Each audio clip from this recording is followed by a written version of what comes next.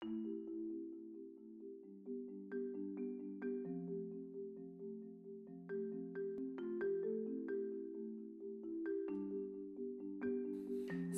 е ризик, но таа е оној потребен ризик во кој ако не се нурнеме безпрегорно, никогаш нема да го осознаеме нејзиното значење. Слободата е оној хоризонт на копнежот без кој човекот ја губи својата основна функција на мислечко битие кое се застапува за правда, солидарност, заедништво, еднаквост.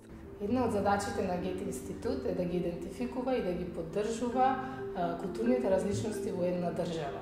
Тоа е основата за заемно осознавање на слободите во Македонија. Гете институт Скопје со проектот Фрајројме се залага за основното човеково право слободата.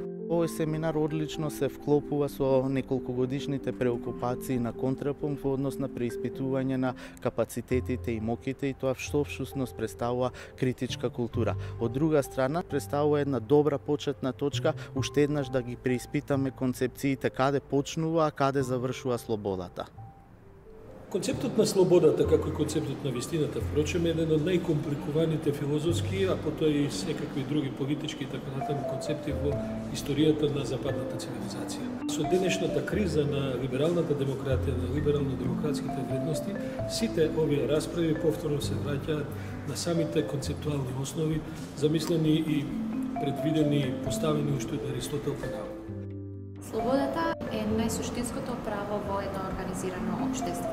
Во реалност во која фашистите беа поразени дури во Втората светска војна, меѓутоа фашизмот продолжи да постои и да биде многу силен, важно е државните органи и самото општество, а и сите граѓани да уживаат заштита на нивните права и на нивната слобода.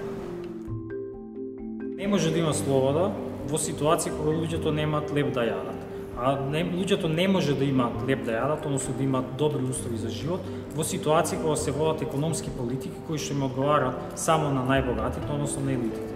Затоа мислам дека е клучно да сватиме дека е потребно да се сменат економските политики во насока на поголема инволвираност на државата во економијата, односно поголема грижа на државата за обичните, односно сиромашните луѓе. Мојата тема за која зборувам на оваа пригода е всушност како се трансформира идентитетите од точки на ослободување во 60-тите, 70-те години во точки на репресија и дисциплина на почетокот на 21.